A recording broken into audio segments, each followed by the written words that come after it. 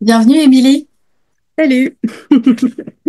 Je suis très très contente de faire cet échange avec toi aujourd'hui. On va parler de Big Vision Business, qui est l'accompagnement que tu as fait avec moi ces derniers mois, mais on va élargir un petit peu parce que ça fait aussi un moment qu'on échange toutes les deux. On se disait que ça faisait à peu près un an. De manière plus intime et un peu plus longtemps sur l'aspect groupe, collectif, parce que tu es aussi dans un autre espace qui s'appelle le Vortex, qui est le cercle privé mensuel que j'avais ouvert il y a un petit peu moins de 2 ans maintenant. Et l'idée aujourd'hui, c'est qu'on puisse parler aussi de ton parcours, de ce qui a pu se passer, de tes déclics, de voilà comment tu as aussi perçu toutes ces choses qui sont peut-être différentes aussi dans ta réalité aujourd'hui. Comme on parle de Big Vision Business, qui est un accompagnement réservé au travail, on va rester focalisé dessus, même si bien évidemment l'axe général, c'est aussi la conscience, l'éveil, le réveil et tout ce qui pourrait aussi voilà, être important pour toi à partager. En tout cas, je suis super contente qu'on puisse échanger toutes les deux. Moi aussi. Avant de commencer, est-ce que tu voudrais te présenter en quelques mots et dire ce que tu fais, qui tu es, même s'il y a une multitude d'activités, comment tu te définirais aujourd'hui, voilà, pour les personnes qui nous écoutent, on regarde. Alors, en effet, c'est toujours un peu compliqué pour moi de me présenter en quelques mots. On va dire que j'ai deux activités principales. Je suis directrice d'un centre d'art en Suisse et je suis aussi thérapeute. C'est un chemin que j'ai pris déjà il y a plus de 10 ans, ouais, même bientôt 15 ans. Et actuellement, j'ai aussi un cabinet donc à mi-temps. Où je reçois des gens par rapport à deux axes. L'axe que moi j'appelle bien-être, qui est plutôt lié au massage. Voilà, on passe par le corps, mais voilà, il y a toute une démarche énergétique aussi avec des outils voilà, chamanique, etc. Et une partie que j'appelle plutôt thérapeutique, où là, je reçois des gens dans une démarche plutôt psychothérapeutique, avec une technique voilà, qui a été créée par une Suissesse qui s'appelle la thérapie psychospirituelle, où on vient se mettre en relation avec l'inconscient. Voilà, on utilise l'hypnose ericksonienne, la PNL, et puis aussi des méthodes énergétiques. Voilà. Du coup, voilà, c'est un petit peu les deux activités que j'ai actuellement. Ouais, ça fait deux grandes casquettes finalement sur cet aspect plus gestion artistique dans le milieu de l'art et cet aspect aussi vraiment accompagnante dans la thérapie avec tous ces outils dont tu parles. Et je me rappelle d'ailleurs que c'était un sujet qui est revenu beaucoup dans nos échanges de comment gérer cet aspect multipotentiel et cette multitude de projets, d'idées, d'envies, parce que c'est quelque chose qui t'a poursuivi beaucoup dans ta vie avec beaucoup de changements professionnels, etc. Je pourrais justement te demander comment aujourd'hui tu vois tout ça avec ce regard peut-être neuf sur cet aspect multipotentiel. Est-ce que ton regard a changé là-dessus? Ouais, je pense que donc j'ai pris conscience il y a pas mal de temps qu'effectivement, c'était pas possible de rester cantonnée à une seule chose, une seule activité. Voilà, je suis bien trop curieuse, bien trop voilà, enthousiaste par tout ce qui est nouveau, tout ce que mon cœur ressent comme appel. Et en fait, effectivement, quand on a commencé Big Vision Business, c'était voilà, dans tout un processus. Enfin voilà, ça fait pas mal d'années que j'aimerais changer un petit peu mon équilibre professionnel, qui est justement très déséquilibré. Et en fait, j'avais un peu une sorte de naïveté. Je me suis dit, ah, on va faire Big Vision Business et je vais savoir ce que je vais faire dans ma vie. Genre, j'allais trouver le job qui est pour moi, tu vois. Et puis, évidemment, comme tu viens de le dire, pas du tout. Parce que vraiment, ce qui est apparu très fort et puis qui m'a vraiment confortée, c'est que, ben non, en fait, comme tu dis, quand on est multipotentiel, enfin, voilà, c'est une étiquette comme une autre, mais voilà, juste quand on a envie d'expérimenter plein de choses et qu'on on a envie d'être dans ce mouvement de la vie, en fait, tout est possible. Et en fait, je pense que c'est plutôt ça qui a changé dans ma vision des choses, en tout cas qui s'est, on va dire, plus intégré. C'est que je me suis rendu compte que je pouvais rêver à tout, en fait, que je pouvais tout imaginer. Et d'ailleurs, quand on a fait l'accompagnement, je suis partie sur un projet auquel j'avais même pas pensé avant. Et je me suis vraiment projetée là-dedans. Et c'est presque comme si je l'avais déjà fait, en fait. Et en fait, c'est ça aussi que je trouve super intéressant, c'est que, bah voilà, du point de vue de la conscience, quelque part, est-ce que c'est important que les choses elles soient matérialisées, elles soient concrètes? Est-ce qu'on peut y rêver? Est-ce que ça veut pas dire aussi dans une certaine mesure que dans une autre dimension, peut-être qu'on a fait déjà ces choses ou qu'on va les faire plus tard? Enfin, en fait, peu importe. Mais c'est vraiment ce truc de, enfin, pour moi, de se laisser sortir des cases et que tout est possible, en fait. Ce projet-là, pour le moment, c'était le projet d'ouvrir un café, tu vois, encore rien à voir avec la thérapie, etc. Mais voilà, j'adore cuisiner, j'aime le lien et je trouvais que ça faisait totalement sens d'ouvrir ce café. Voilà, il y avait rien de concret, si tu veux, mais c'est quelque chose bah, qui est dans un coin de ma tête et peut-être qu'un jour je le ferai, peut-être que je le ferai pas, mais quelque part ça m'a permis de lâcher une forme de pression que je me mettais à trouver un truc précis et déterminé et qui allait être ce que j'allais faire toute ma vie, quoi. Ouais, et ça c'est super intéressant parce qu'il y a plein d'axes là que tu viens d'ouvrir. Il y a effectivement le premier axe qui était de te dire bah tiens j'envisageais d'avoir une clarté sur ce que j'allais faire et enfin avoir une réponse précise à ma question de qu'est-ce que je veux faire. Finalement de réaliser que c'était dans l'acceptation de tout ça et comme tu disais aussi est-ce que ça se fait, est-ce que ça se fait pas? Il y a une forme de d'acceptation aussi intégrale des expériences sans forcément savoir où elles vont mener. Et je pense que ça, c'est aussi très révélateur de ce travail de conscience qu'on peut faire ensemble, qui est finalement, tu le sais, parce on a travaillé ensemble depuis un certain temps dans différents espaces qui sont pas forcément qui n'ont pas forcément la même direction quand on parle de business, quand on parle d'intimité, quand on parle de pure conscience. Mais finalement, tout ça revient à la même chose, c'est comment est-ce que je fais pour voir autrement mes expériences de vie et effectivement, c'est aussi dans tout ce que tu viens de décrire, ce qui m'amène à cette question de comment tu définirais finalement cet avant et cet après qu'on a pu expérimenter ensemble par le biais de cet accompagnement Big Vision Business. Est-ce que tu arrives à identifier un avant et un après? Ben, ouais, quelque part, je pense qu'il y a quand même un avant et un après qui se fait un peu comme une sorte de fondu enchaîné, malgré tout. Parce que pour moi, Big Vision Business, c'était vraiment une parenthèse. J'ai fait ça sur l'été, une grande partie, c'était pendant mes vacances. Et puis tout de suite après, j'étais replongée dans mon activité professionnelle salariée qui était extrêmement intense. Mais c'est vrai que, enfin, juste pour en revenir à ce que tu disais avant, finalement, le business, la vie professionnelle, la vie intime, enfin voilà, Ouais, ouais. tout ça, enfin personnel, enfin pour moi c'est indissociable en fait. Et puis c'est juste des aspects dans lesquels la vie, l'existence se manifeste de façon différente et sur laquelle on va mettre un focus à un moment donné par rapport à souvent une problématique. C'est ça qui va attirer notre attention dessus. Et en fait, justement, après ça, j'ai dû complètement lâcher parce que j'étais occupée par autre chose. Et franchement, j'ai l'impression qu'il y a vraiment des choses qui se sont mises en place, mais dans le non-faire. Et puis, je sais que je suis pas la seule à dire ça. C'est-à-dire qu'en faisant rien, ou en tout cas pas en faisant avec un but, en fait, en attendant un objectif, en attendant un objectif, ben voilà, il y a beaucoup de choses en fait qui bougent et même là où je suis dans une période où j'ai mis beaucoup de choses en arrêt, en suspens, et ben il y a plein de trucs qui se passent. Et quelque part, je pense aussi que si j'ai pu m'autoriser à faire cette pause, que je ne m'autorisais pas à faire depuis des années, hein, on parle de 4 5 ans, c'est aussi tout ce processus qu'on a fait ensemble depuis avant Big Vision Business et jusqu'à présent d'une forme de lâcher prise en fait.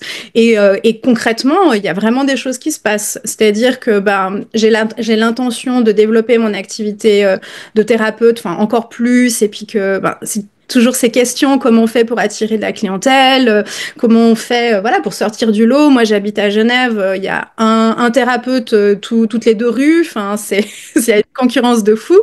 Et en fait, alors, je fais des petits appels par-ci, par-là, mais je fais pas des tonnes de pubs, mon compte Instagram, je fais pas grand chose dessus.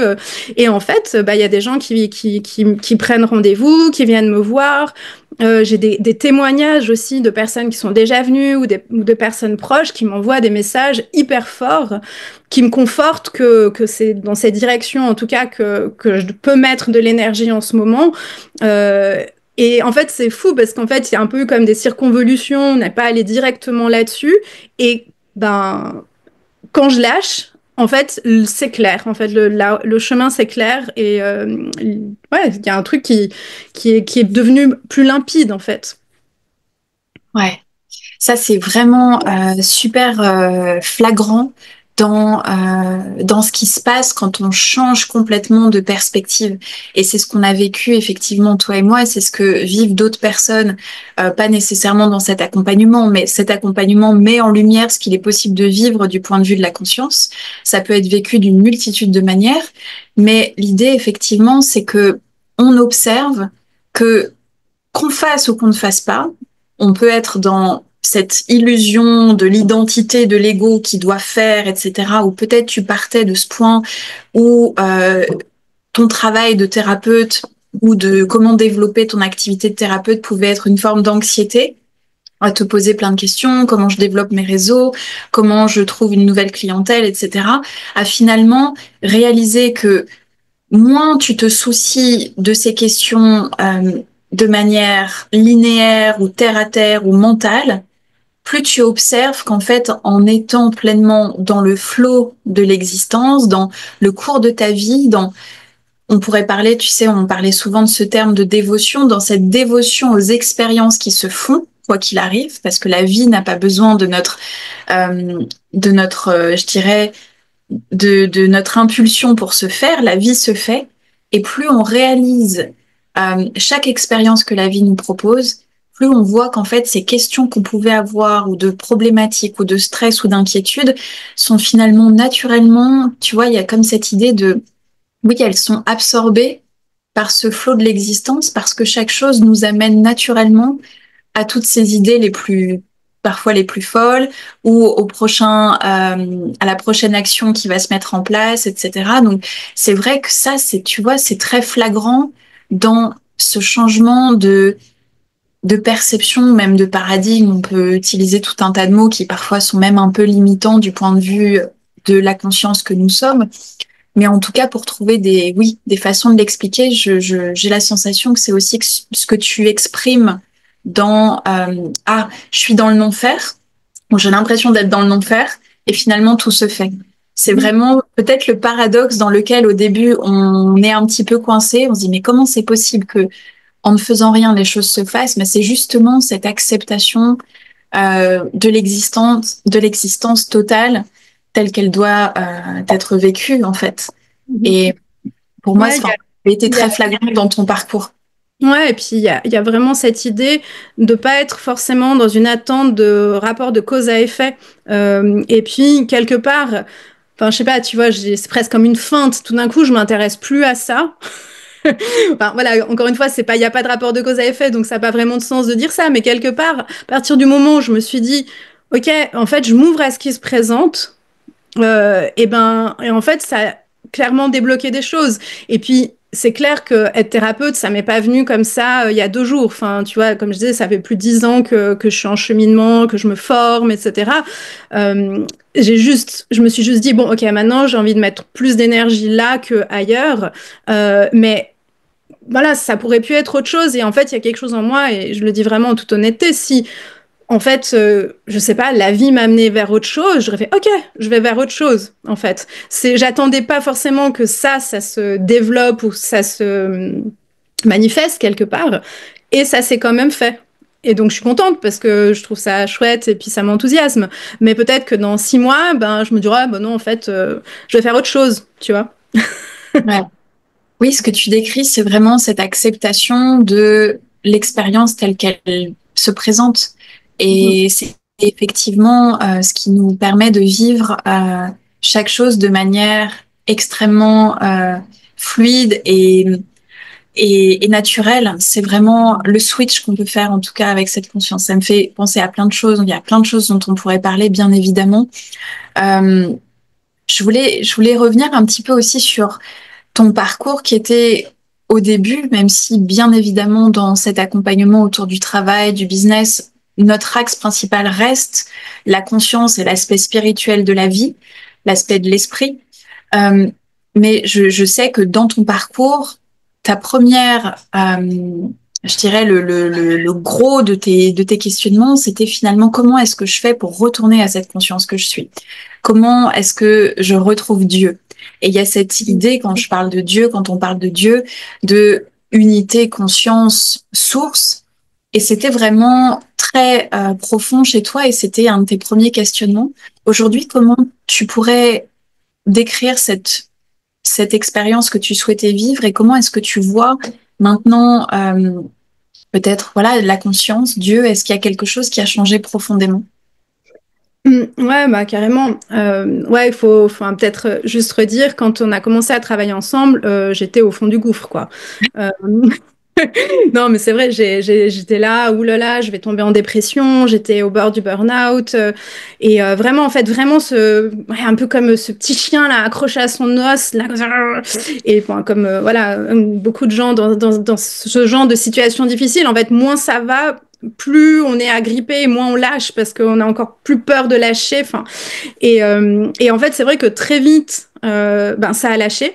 Et c'est vrai que on a commencé à travailler en février 2024, mais on avait déjà décidé depuis le mois de décembre qu'on allait travailler ensemble. Et donc, ben, je pense qu'il y avait déjà plein de trucs qui se mettaient en chemin, en route, et puis jusqu'à attendre vraiment le truc sur le point d'exploser, et puis qui a tout de suite dégonflé. Et déjà, ça, c'était un truc, je trouve, hyper intéressant, c'est de se dire qu'on peut passer d'un état, mais genre, mais vraiment au bout du rouleau. Et je m'en pas, je me disais, j'allais prendre des antidépresseurs parce que je me disais, je peux pas continuer comme ça. Et le lendemain, c'était genre, yes! Ouais.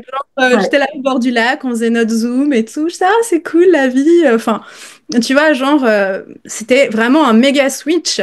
Et c'est vrai que les semaines qui ont suivi, ça a été hyper rapide, où effectivement, on a identifié que moi, c'est une quête que j'ai depuis l'enfance, en fait, cette quête spirituelle, cette quête de Dieu. Mais j'étais super fâchée contre Dieu aussi, parce qu'il y avait cette idée que, ben, s'il y a Dieu, il peut pas y avoir autant d'horreur sur Terre, en fait. Et ça, c'est, je pense, un truc qui coince beaucoup pour beaucoup de gens qui sont dans une recherche spirituelle, c'est que ça crée une sorte de paradoxe irréconciliable. Parce que, bah non, s'il y a Dieu, il peut pas y avoir toutes ces horreurs, en fait. C'est pas possible. Et en fait, ben, je sais pas, tout d'un coup, ça m'a permis de prendre conscience qu'il n'y avait pas de séparation, justement, et puis que forcément, bah, t'as l'ombre, t'as la lumière, enfin, c'est indissociable, enfin, je caricature un petit peu, mais voilà, et ça, je l'ai compris, je pense, avec ma tête, mais aussi à un autre niveau. Et vraiment, aujourd'hui, moi, comment je qualifierais enfin, ce chemin et cette relation que je peux avoir avec la conscience, avec Dieu, enfin, peu importe comment on l'appelle, c'est que pour moi, quoi qu'il m'arrive, maintenant, j'ai un phare allumé dans la nuit. Et je peux être dans une tempête, je suis dans mon embarcation, donc ça m'empêche pas de vivre par moments des choses difficiles ou d'avoir l'impression de régresser ou je ne sais quoi. Mais en fait, je sais que ça va passer. Voilà, je me Ouais. sens plus perdue comme j'ai pu être perdue dans ma vie. Et voilà, je viens d'avoir 40 ans, donc j'ai quand même vécu un certain nombre de choses. Et là, je dirais ben, que j'ai l'impression que je peux plus me perdre, en fait. Et ça, c'est vraiment pour moi le gros shift, le grand changement ben, cette année, en fait. Mm. Ouais, et c'est énorme quand tu y penses. Parce que ce que tu décris, de passer de la quasi-dépression, voire de la dépression, à la finalement la réalisation de cette expérience de vie qui est telle qu'elle est, en retrouvant le chemin vers Dieu, parce que c'était ta quête profonde quand on s'est trouvé, quand on a travaillé ensemble au tout début, et de sortir. J'ai beaucoup aimé la façon dont tu l'as expliqué, de ce paradoxe dont tu parlais, de sortir vraiment de ça pour réaliser cette perfection. Et on ne parle pas évidemment de perfection sur le plan des préférences humaines, parce que sur le plan des préférences humaines, on peut observer tout un tas de choses qui vont nous faire croire qu'il y a de l'imperfection dans ce monde. Et quand on sort de cette dualité permanente, c'est là où finalement, comme on peut le dire souvent, tout nous est présenté sur un plateau.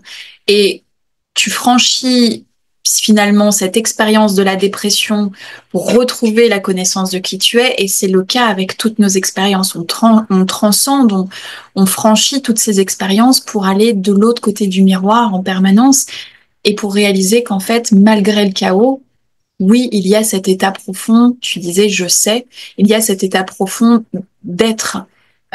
Et ça, c'est assez beau à voir, parce que, comme tu l'as dit, finalement, même le temps n'a plus autant d'importance, parce que ça a pu être quasiment instantané.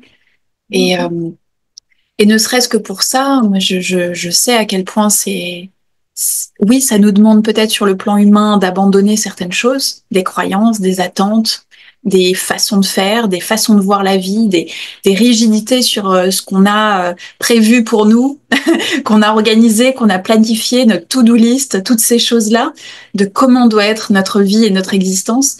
Mais en même temps, quand on lâche prise sur ça, c'est là où finalement on accède à tout. Et c'est là où on accède à, finalement, je pense que tu me diras ce que tu en penses, mais cette forme de béatitude dont on a beaucoup parlé, ou cette présence, cette acceptation, cette paix intérieure qui est, encore une fois, fondamentalement ce qu'on cherche profondément. Non, c'est sûr. Et moi, je dirais, tu vois, c'est hyper pragmatique en fait. Franchement, je suis quelqu'un d'assez pragmatique. Et à un moment donné, tu dis, mais toute l'énergie que je mets à m'accrocher à toutes ces choses parce que je veux qu'elles soient faites comme ça, pas autrement, que j'ai une idée de ce que c'est, ce qui est bien, ce qui est pas bien. Enfin voilà, en plus c'est différent pour tout le monde. Une idée de la perfection quelque part. Et en fait, cette énergie, c'est comme nager à contre-courant en permanence. Donc en fait, on s'épuise et au final, ben, accepter le mouvement de la vie, c'est de se faire aider. C'est comme quand tu as le vent de dos, bah, tu marches beaucoup plus facilement, tu vas beaucoup plus vite que si tu t'acharnes à marcher contre le vent. Et moi, je vois, enfin, c'est assez peut-être prosaïque ou pragmatique ce que je dis, mais au final, s'il y a pour moi, parce que quelque chose à faire là-dedans, c'est essayer de changer sa vision des choses.